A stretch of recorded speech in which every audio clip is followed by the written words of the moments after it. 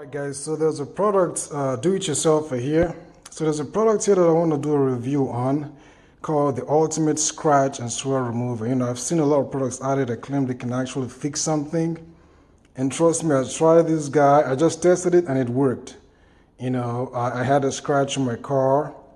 I used this applicator pad over here to apply. You can see I already used it. So my review is like, you know, legit. You know, I'm sure that it actually works. I had it on my car. I got a black, this is just for black cars or dark vehicles, I think. So I used it on it and it worked. So what I'm going to do is I'm going to try another portion of my car that actually has a little, you know, scratch. It's a very, very light scratch. It's not something deep as it says on here.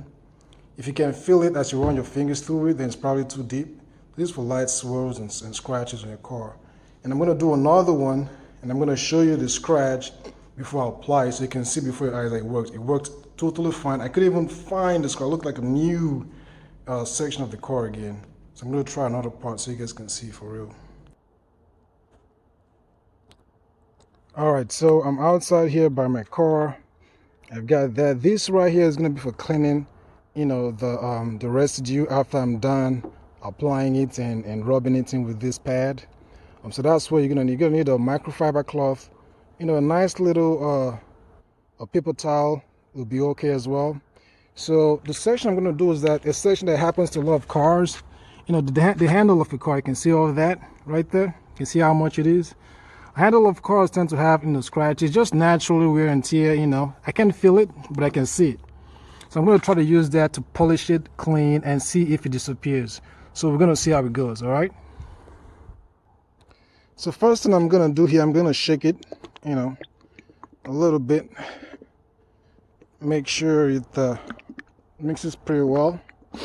And what you're going to do is that you're going to apply, it recommends applying a penny-sized amount on the pad. So about that much should be fine for what I'm trying to do. Close it. I'm going to set it aside. And then I'm going to come over here, apply in circular motion.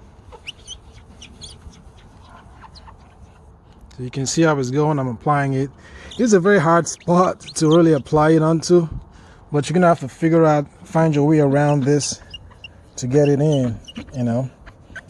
And you have to keep going in the circular motion. This is a very, very tough spot, even the nature of the area. But I'm gonna keep doing this for the next couple minutes. All right, so I'm done applying it in, and you can see I still have some residue on there. So what I'm gonna do next is use my